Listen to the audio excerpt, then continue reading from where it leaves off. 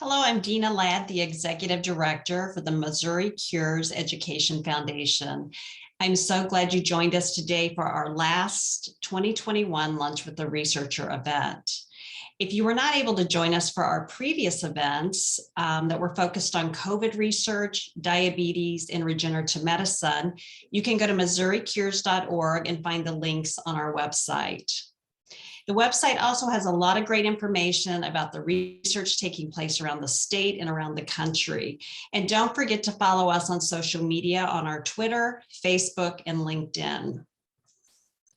So today's discussion focuses on precision medicine. Let's meet our speakers.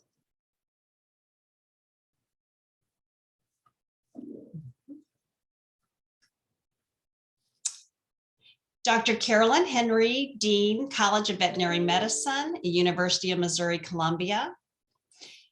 Dr. Kareem Azab, Associate Professor of Radiation Oncology, Washington University School of Medicine.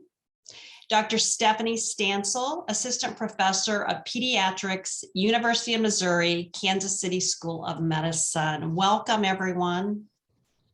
Thank you. So happy to be here. Thank you. Thank you.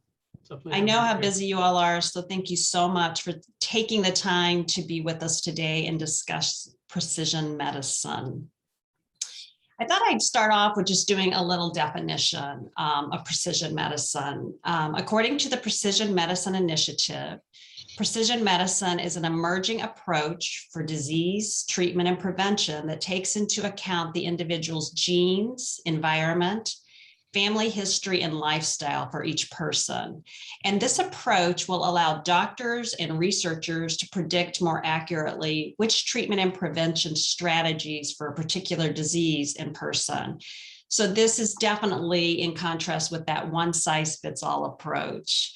So I'm really anxious to hear about the work all of you do. And I'd like to start with you, Stephanie, and take a few minutes and discuss your work in the precision medicine field. Sure, thank you. So, the kind of mantra that we have here at Children's Mercy and our Precision Therapeutics division within the Children's Mercy Research Institute is that no one is average, right? We often think about research and data reported as averages, but when you think about an individual patient presenting in a clinic, that individual themselves does not necessarily represent the average. And so we want to kind of turn that standard paradigm of giving a specific drug that with a dose, that one size fits all dose, thinking that we're going to reach a certain exposure in the body, have a certain amount of that drug available for use to reach a response, right? We want our patients to feel better as quickly as possible. But we're learning that there are so many individual factors that impact how much drug is available in the body, and then what that response might be. And so my work really focuses on adolescents, which aligns with my clinical work, specifically in mental health. And so trying to identify as many individual factors about that teen that I can use to make the most informed therapeutic decision when identifying which medicine and which dose. So my research focuses on teens with eating disorders, specifically looking at variability in the amount of drug available for use in these teens, perhaps due to age, perhaps due to disease process or genetic variation, and then linking that with response and response at the site of action, so in the brain. And we're beginning to use neuroimaging techniques to look at changes in the brain and link that back with the amount of drug available in the body to then take that a step back further and identify the right dose for the patient. So I'm fortunate to be surrounded by many brilliant scientists and colleagues that kind of help make this work possible as well. And thankful to be here to talk more about it as we go along. That's great. Thank you, Stephanie. I also forgot to say, those of you who are joining us, please feel free to put questions in the chat box because we're going to address those questions. So please do that. And also thank you, Ellie. She's our outreach director. She just put our YouTube channel up, which has all of the Lunch with the Researcher events that we've done this year. So Carolyn. Well, I'm going to go ahead and say that I think I have the coolest job possible. And that's not necessarily as a dean, but in the research that I've done in my career and what that facilitates. So I am a veterinarian, and I am a veterinary oncologist. So I specialize in oncology and practiced in that area for many years. But my real passion besides that is to do clinical trials for animals that can lead to precision medicine findings that will help both the animals and people. And so a lot of what I've worked on has been in the cancer area. So things like cancers that dogs and cats get, things like bladder cancer, brain cancer, lymphoma. So just about every type of cancer you could mention, there's probably an animal that gets that disease naturally occurring. And that's important because, as Dina said, with her definition, you really need to take into consideration the factors like the environment and who else shares our environment with us as much as our pets, right? And just as Stephanie was saying, it's a ability to look at all those factors for a patient. And I will apologize that I call dogs and cats patients, but you'll have to get used to that. But you know, if we can look at things like diet, and especially over a lifespan of a species that doesn't live as long as people, you know, a lifetime study in a dog could be 15 years, and you can get a lot of information and track things like their environment, their nutrition, their microbiome, what makes up their intestinal bacteria. So all of those things can have an impact, not just on health, but on the way that we treat. And then finally, I'll just mention that because we have a research reactor here, we can make nuclear medicine drugs and imaging agents that we can really target areas by being able to make things that are attached to a certain receptor and take radiation there instead of having to go throughout the body. So we're really looking for those new types of treatments that will be much more targeted, fewer side effects, and we certainly don't tolerate or we will not put up with a lot of side effects in our pets when we treat them. So it's not just cancer, it's other diseases, but to have a role in looking at the genetics of animals, looking at their environment that they share with us, looking at all the factors in their lifetime, and then using data analysis to predict things that will be more easily diagnosed through new methods, and certainly more targeted treatment for those as well.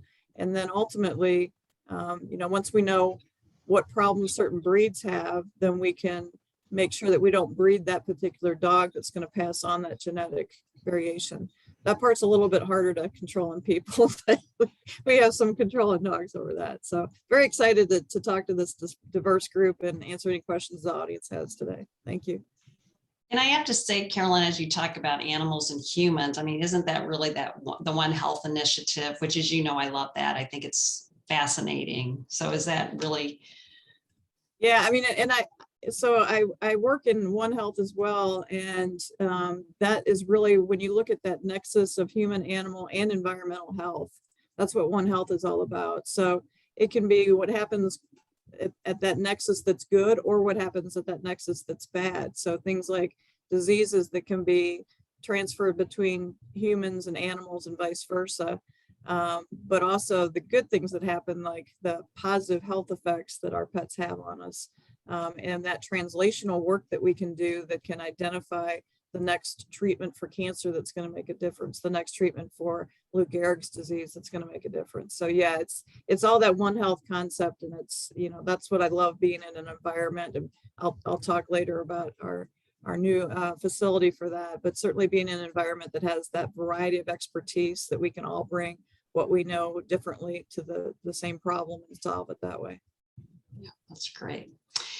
So Kareem, I failed to say when I introduced you, you're also an entrepreneur, and I know you've got some exciting news to share with us as you talk about your work. All right, thank you for the introduction. I have to say that I share a lot of the visions of Stephanie, and Carolyn, of course, but I think I'm not as lucky as you, Carolyn. I don't work with animals that much. I happen to work with people more. And we are really trying to avoid working with experimental animals as much as we can, although sometimes there's no way to go around it. So my main focus is cancer therapy. We do solid tumors, and we do also hematologic malignancies. Specifically today, I'm going to talk about a project that's more related to hematologic malignancies. And in addition to being part also of the medical school, I'm affiliated with the School of Engineering. So this project also involves a lot of tissue engineering.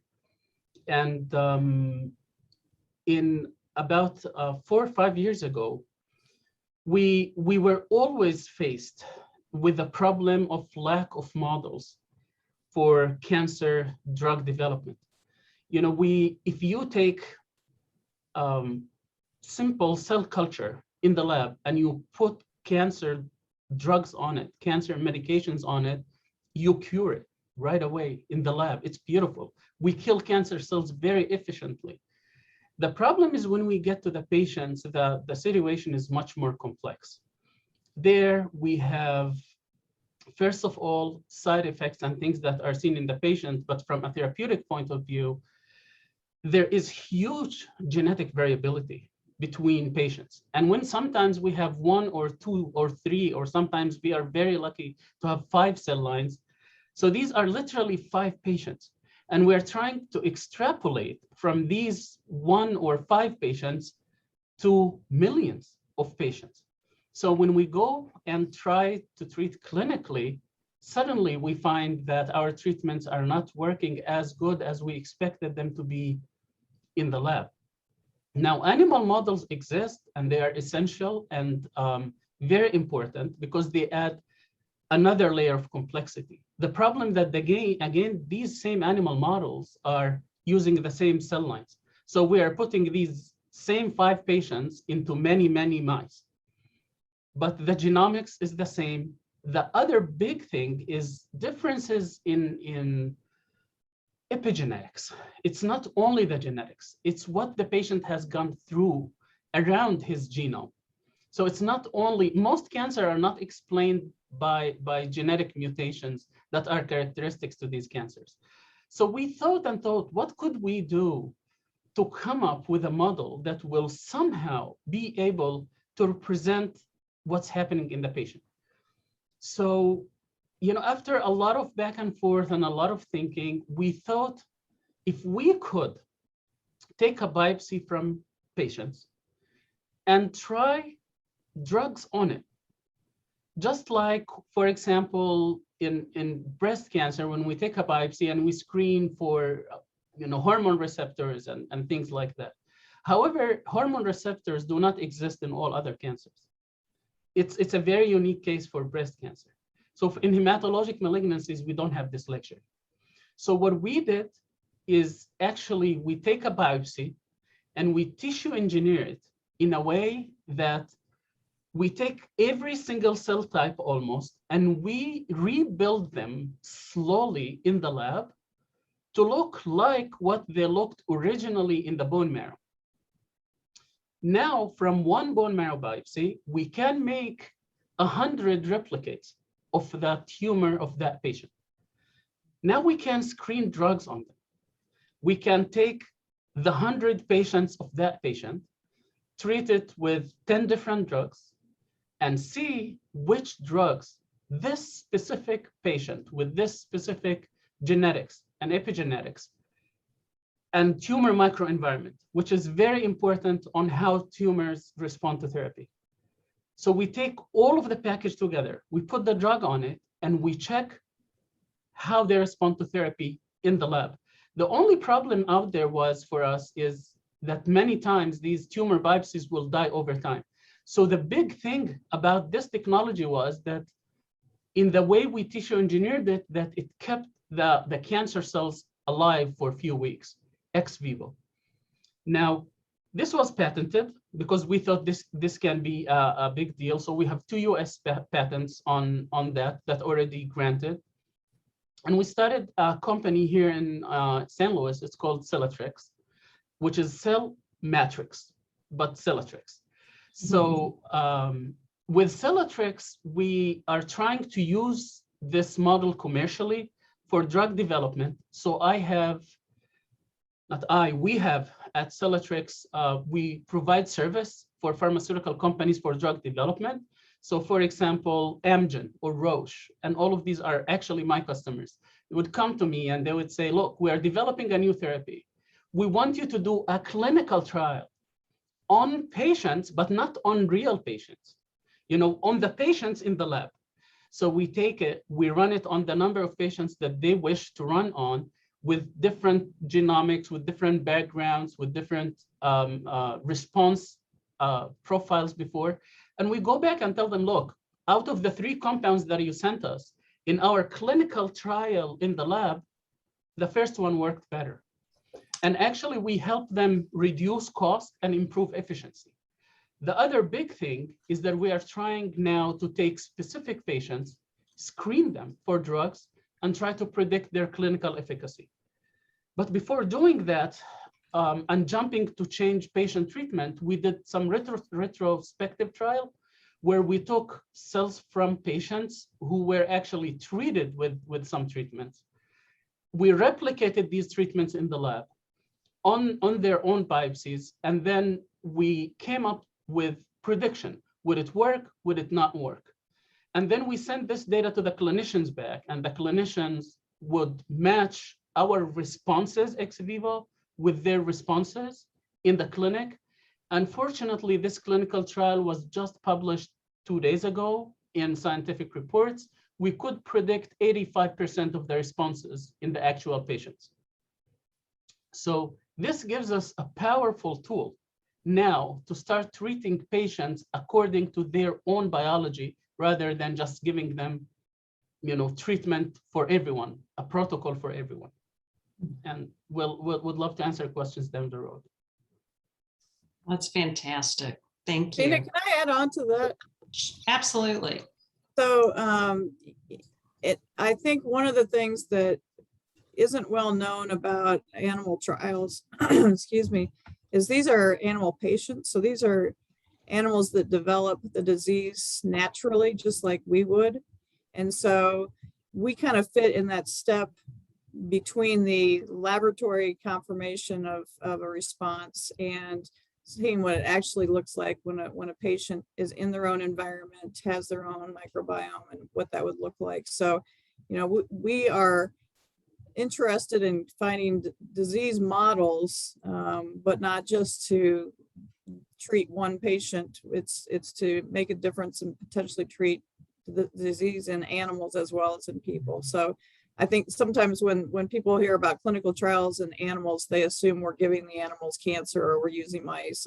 And this is a win-win in that the treatments that we develop are going to both help our patients and hopefully move on into successful human clinical trials.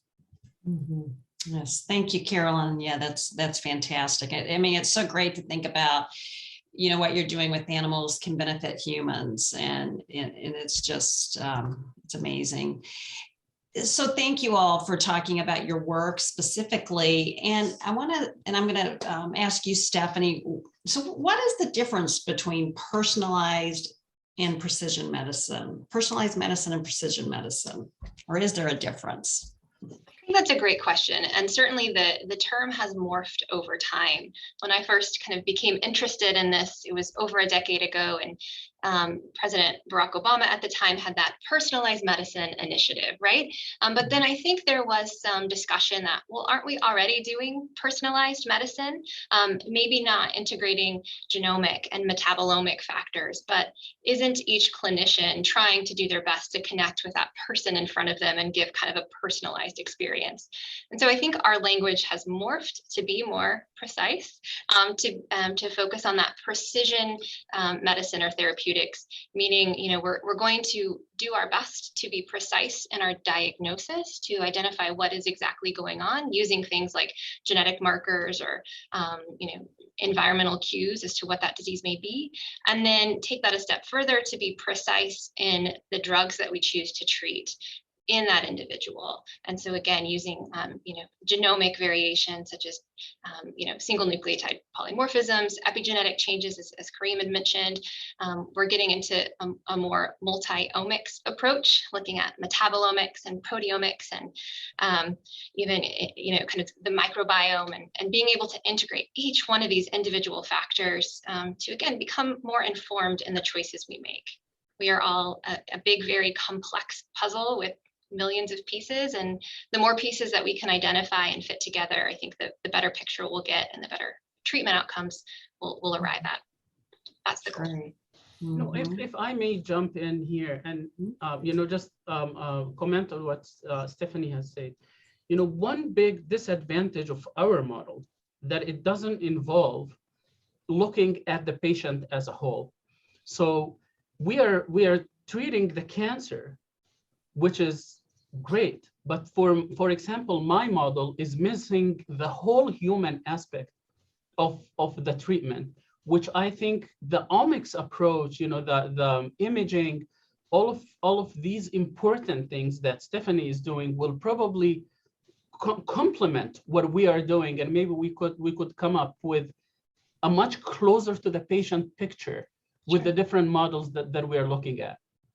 And I think there's a lot to be learned. A lot to be learned from the cancer arena as well, in the work that you're doing, Kareem, because I feel like cancer therapeutics really led the charge to identify a lot of precision therapeutics, and we've been able to apply that to other fields like pediatrics, like mental health, and continue to learn more. Yeah, it's fantastic. Carolyn, do you have anything to add? Yeah, the term is interesting to me because we started with personalized, and we don't work on persons. So, as far as the role of veterinary medicine and that One Health aspect, precision medicine, I think, is what we're all hoping for. And that's evident on our campus by the opening next Tuesday of our new Precision Health Institute. And the idea behind that is, let's bring together the different expertise, as Kareem mentioned, whether that's a bioengineer, whether that's a science communications person, an MD of DVM, a PhD that happens to study a certain receptor, someone who's got nuclear medicine background. If we can get all of that in the same space, that's where the creativity happens that really makes a difference. And I think the bottom line is we all want to be able to shorten that time from when a discovery is made in the lab to when it actually has application that is effective in a patient, no matter what that patient is. And so I think what we're all looking at is, how do we keep it from taking 15 years to launch a new drug? Because a lot of the diseases we deal with, they don't have 15 years to wait until that gets through that approval process. So I think the idea that we can make that a more efficient pathway is what's most exciting to me. And we're already seeing examples where, in our lifetime, we can see the work that we've done making a difference in people. And that's what I think we're all trying to do here, and where precision medicine kind of connects all of us. Definitely.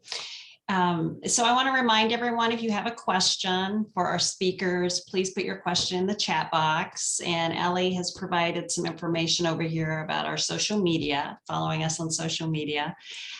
So the next question I want to ask you all is, do you believe that molecular profiling and the use of therapies that target a specific disease's genetic traits started us down the road of precision medicine?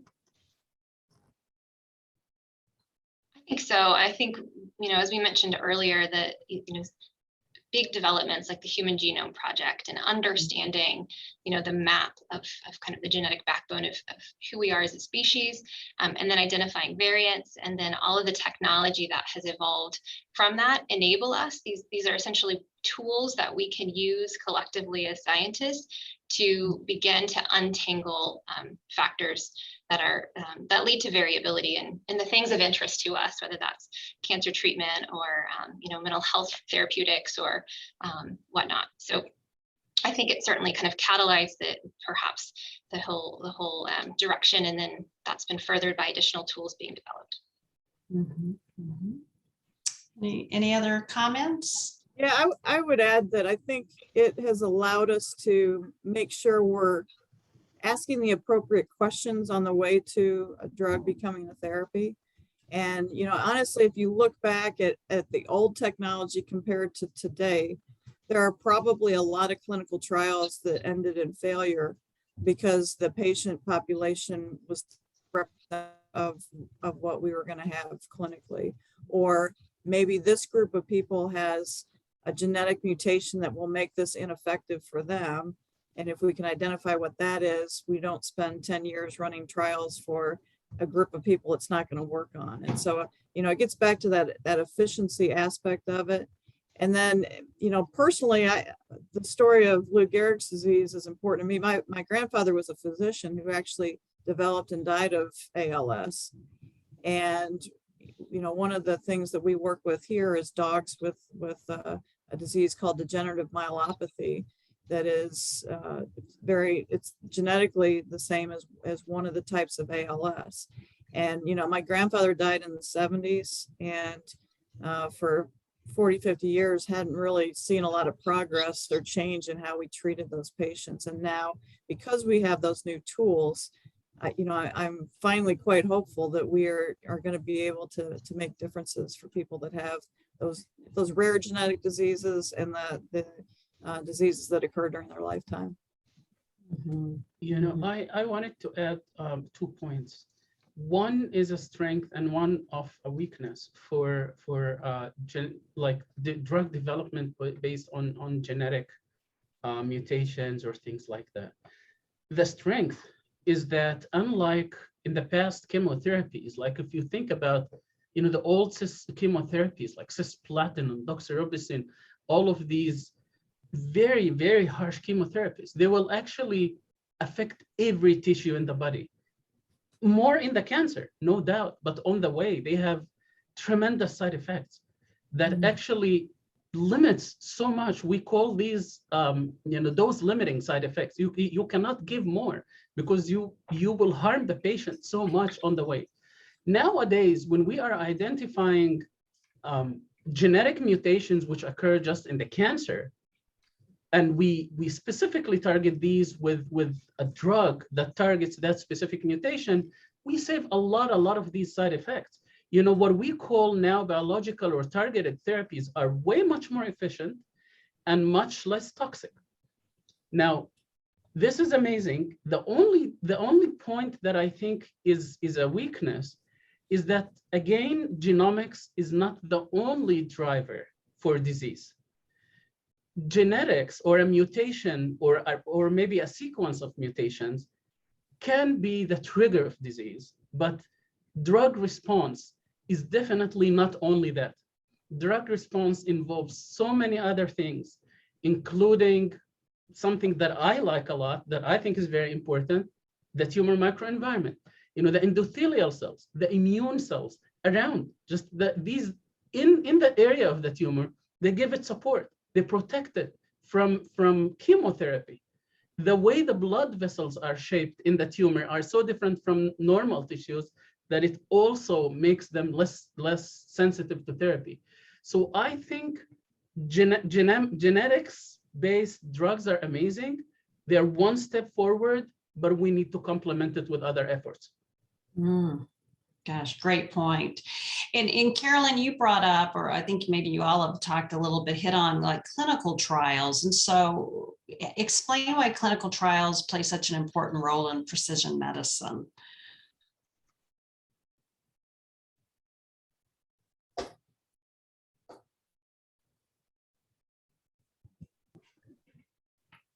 Well, I can talk about preclinical trials with the most experience, and that is, you know, the pet animals that have diseases that we have clinical trials for. It. A lot of them are just proof of principle or proof that this isn't going to work. And I think the main important thing is, first of all, understanding what the different types of clinical trials are. So the different phases. Some of them are very early on and they're looking for things like toxicity. Others are later in development and looking for things like did this really target what you thought it was going to target? And did the treated group actually do better than an untreated group? So I think in making those decisions of what makes sense in the real patient, those are critical. And I think, you know, in some cases in veterinary medicine, they allow folks to get treatments for their pets that otherwise they couldn't afford to get because they can be treated with state-of-the-art treatments with funding. So from a veterinary standpoint, I see us as a step between. I think the clinical trials on the human side are what's really necessary to be able to identify problems that maybe weren't evident in the laboratory models or the preclinical models. And, you know, we've seen that not just with cancer therapy, but certainly lately with vaccine therapies and being able to look at long-term effects of treatments and ensure that they are not having side effects that we are unaware of. And I heard Carolyn mention too, de-risking drug development. And I think there is a big role of clinical trials in that space, particularly early phase, using kind of quantitative pharmacology. As a clinical pharmacologist, that's kind of the perspective that I have.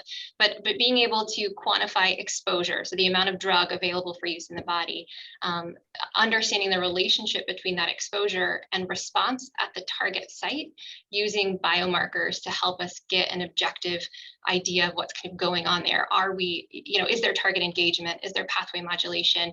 And if so, what is the exposure needed to get there? And so if we can then identify, you know, what is that threshold for exposure that leads to response, again, then we can kind of backtrack and make sure that the next step trials, the next phase trials, reach adequate exposure, so we can then really study the response of the drug in an informed and precise way, rather than, you know, giving everyone a particular dose that we think will work, but not taking into account the individual factors that lead to variability in either exposure and or response. Yeah, interesting. And so I'm going to bring up a subject that's maybe touchy, but I think that when people hear precision medicine, they think about this. I mean, are insurance companies starting to cover the cost in this field of precision medicine with the genetic testing or different trials and so forth?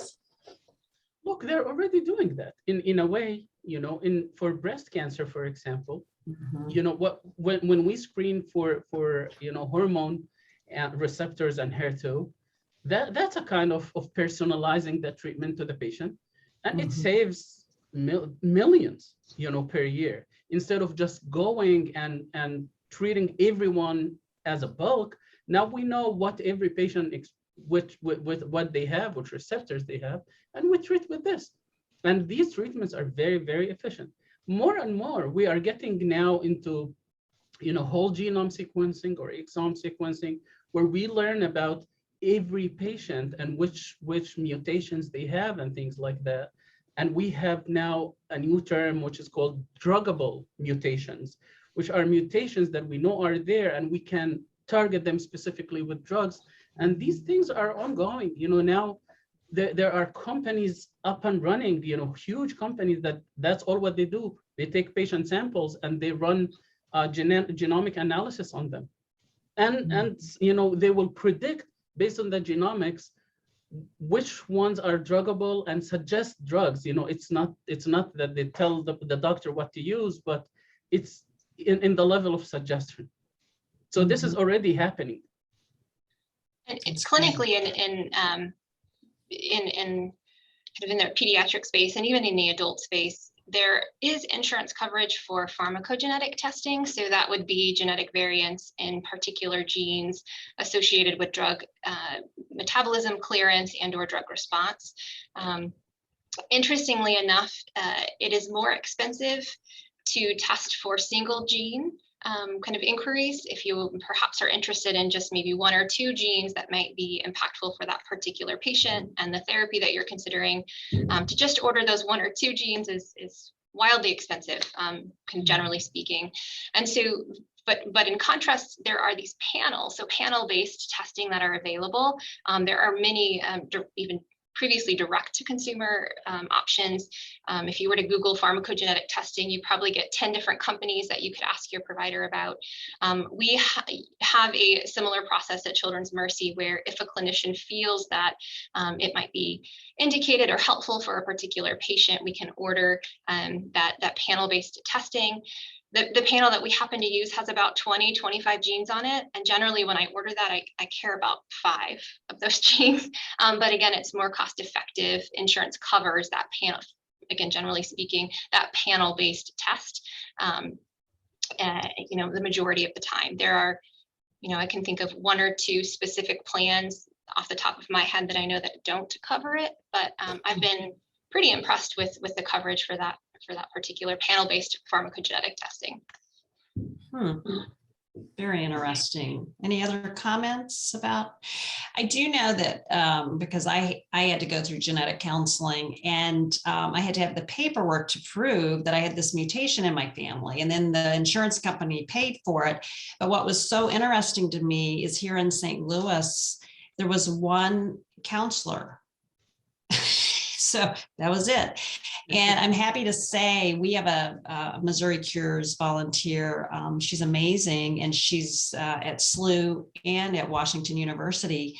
And she is trying to implement a program to train people to be genetic counselors. I mean, there are the pediatric genetic counselors, which, you hear of a little bit more, but there seems to be a bit of a shortage of genetic counselors to really fill those roles. So that was interesting to me. I think you bring up a good point too. When I mentioned the panel-based testing and really carrying or focusing on 5 of those 20 or 25 genes, that means there's a lot of information that we have to help that patient and that family sort through. Some of it may never be impactful to that particular patient. For example, maybe they carry a genetic variant in an enzyme responsible for, an cancer agent. So if they happen to get a particular cancer where they would need this particular agent at some point down the line, they need to have this information to share with their clinician. And so being able to kind of talk through that with the family and the patient and making sure that they're on board with the receipt of any of that particular or potential incidental findings, and then helping them process those and how to kind of walk forward and what to do with those results, I think is so important, and is, requires a lot more kind of, consideration in that patient encounter than just saying, oh, I think this would be useful and recommending it. Yeah. Definitely. So we've talked, about cancer, of course, with precision medicine, but what other areas of disease is it being used in? And Stephanie, I love what you do with adolescents and mental health. So where else is it being used and had great success? So, I am incredibly fortunate to work here at Children's Mercy and kind of with colleagues as part of this Goldilocks initiative. Dr. Steve Leader is kind of world renowned in this, identifying variability in the individual and learning how to apply that to be more precise in our therapeutic choices. The Goldilocks initiative came from that, fairy tale. You've got you want to find that spot that's just right, not too hot, not too cold, not too big, not too small, right? And we want to find the drug and the dose that's just right.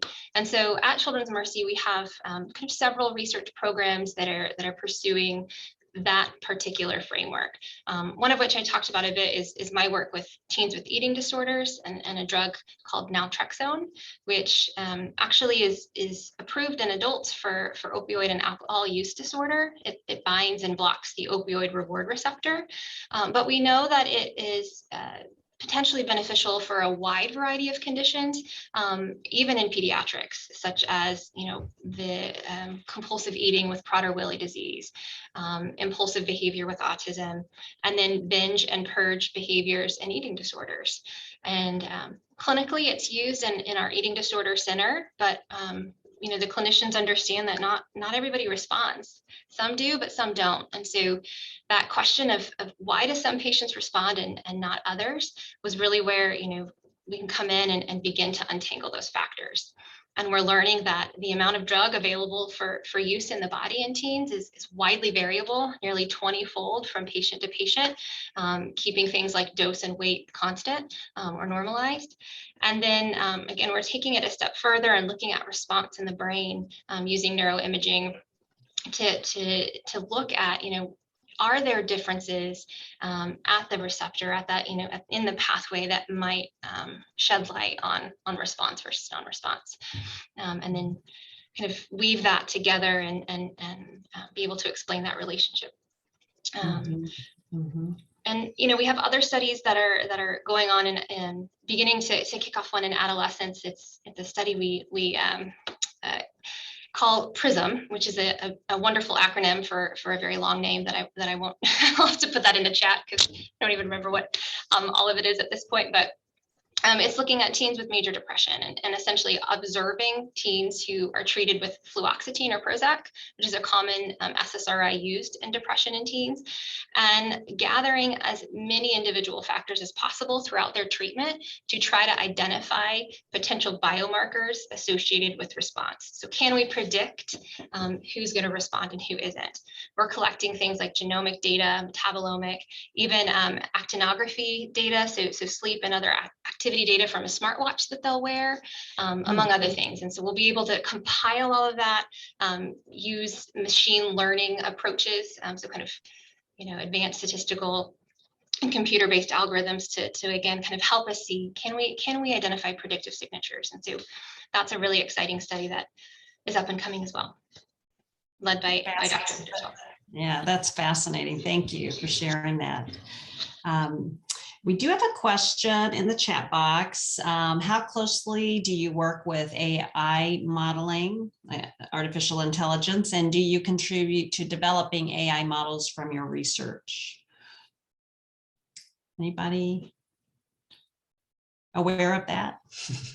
I think it's a really good point. And, the Prism study I just mentioned actually is in collaboration with researchers at Mayo who used a supervised machine learning approach. So similar to artificial intelligence, although there's a bit of human intelligence kind of supervising the process, if you will, to again identify those signatures. So you're it's that concept of taking a ton of data, a ton of different variables, and trying to make sense of it using computational tools.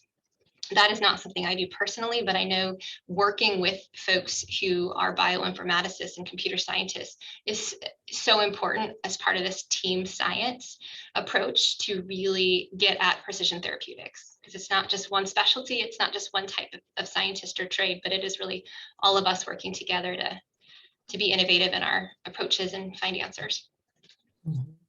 Great. Yeah, and I can comment on cancer. In the cancer field now, we are having a lot of efforts on putting together genomic data, like gene sequencing analysis, and mutation data, and proteomics, like the profile of which proteins are there. So many omics right now, we're trying to make a lot of these analyses, which are really very big data amounts per patient. We're trying to put all of these together and try to come up with a biological profile of every patient, their genomics, their epigenetics, their cell signaling pathways, which are amplified or downregulated. To build that, we definitely need artificial intelligence. No one can look at that much amount of data and come up with a conclusion. So I know that several labs are doing it at WashU, not necessarily my own lab, but I know like leading, for example, I think 70% of her group are statisticians and AI people and very few biologists, because that's what's needed now, is to deal with that much amount of data and come up with conclusions. It's fascinating. Thank you, Kareem. Carolyn, I want to ask you, I can't let this, end without you talking a little bit about the new Next Gen Precision Medicine facility there at University of Missouri. And I think it's so wonderful and fascinating how the vet school, the med school, the engineering are all coming together in this space to work on various projects. Can you talk a little bit about that? Yeah, I'd love to. And I will say that it differs from other similar type of structures in that it really tries to take the scientific preclinical to the clinic. And so even the physical location of the building, it's literally right by the hospital. It's by the comparative orthopedics laboratory. It's walkable from the vet school. So really trying to get clinicians and scientists, which or clinician scientists as one group, but trying to get the practicality of how will this be clinically relevant. And I think, if we look at bioengineering going on, for instance, with some of the orthopedic devices, if we look at the areas of cardiology and neurology and oncology, I mean, those are all ones that if we share the expertise, we're going to make a difference and then actually physically move that into clinical trials in people. And you mentioned what's important about clinical trials. Again, using the cancer reference for that, if you look at childhood cancers, I mean, the rate of survival beyond 5 years for childhood cancers is now, greater than 80% of those.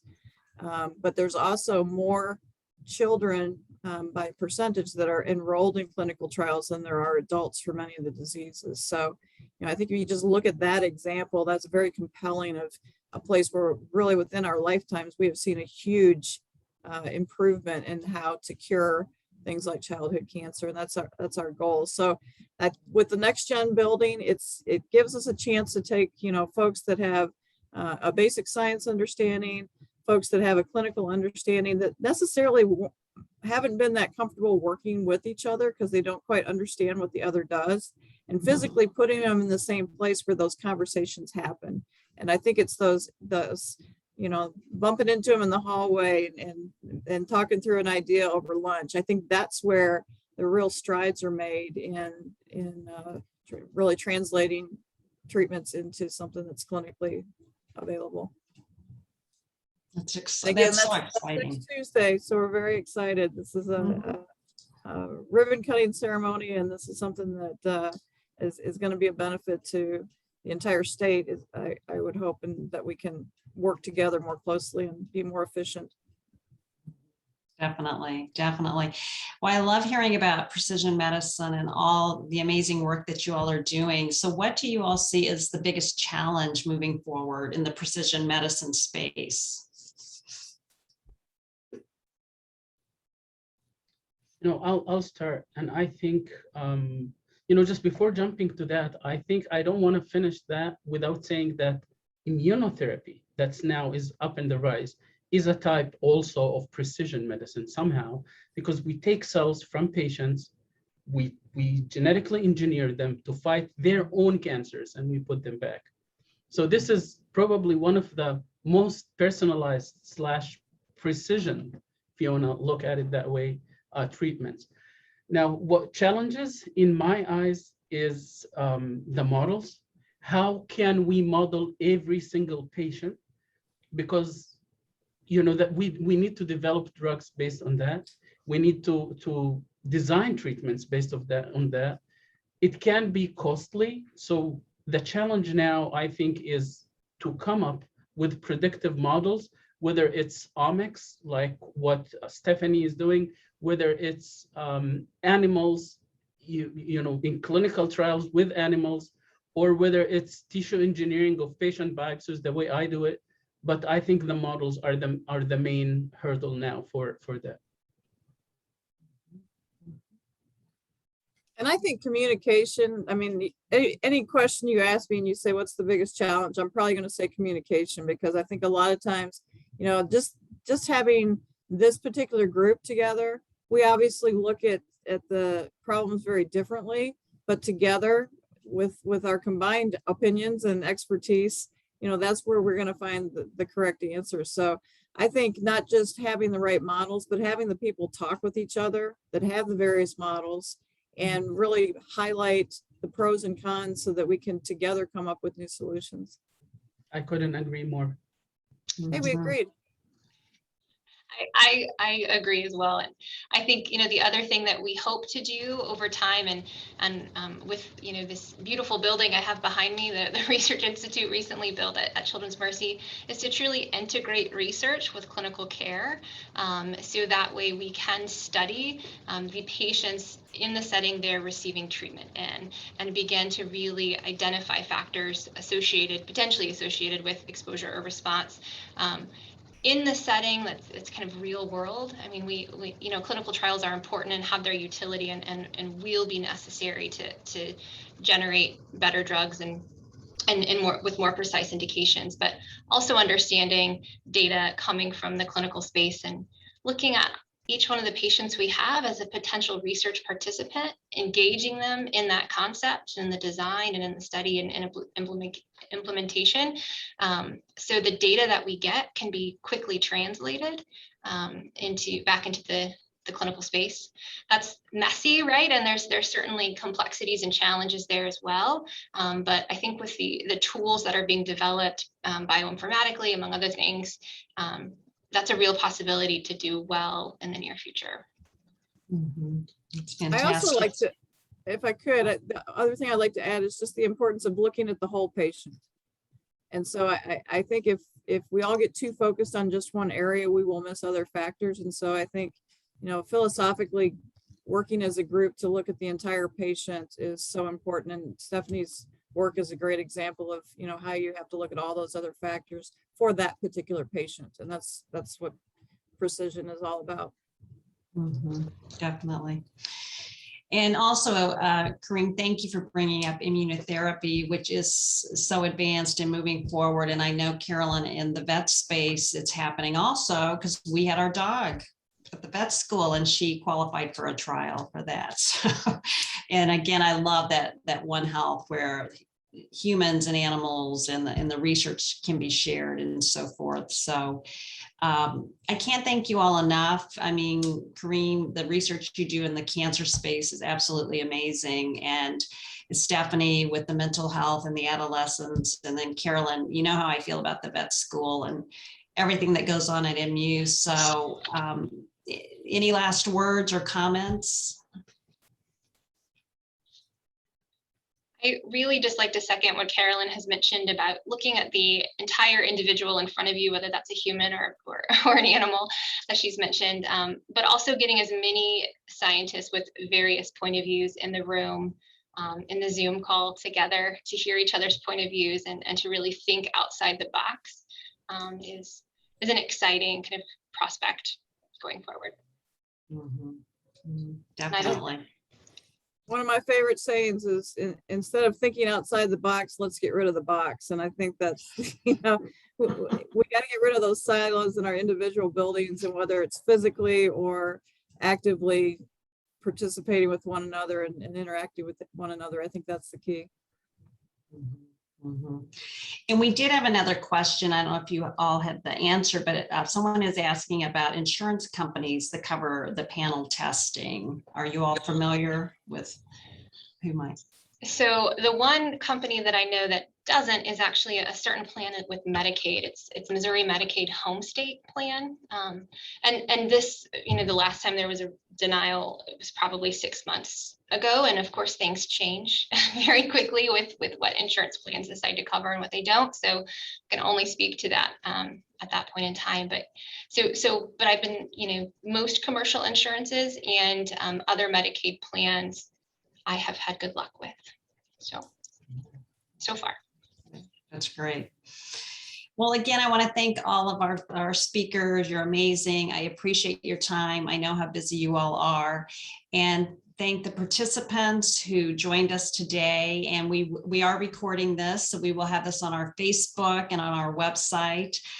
We have one final virtual event for 2021 on November 5th. It's our last Women in Science, Entrepreneurship, and Research event.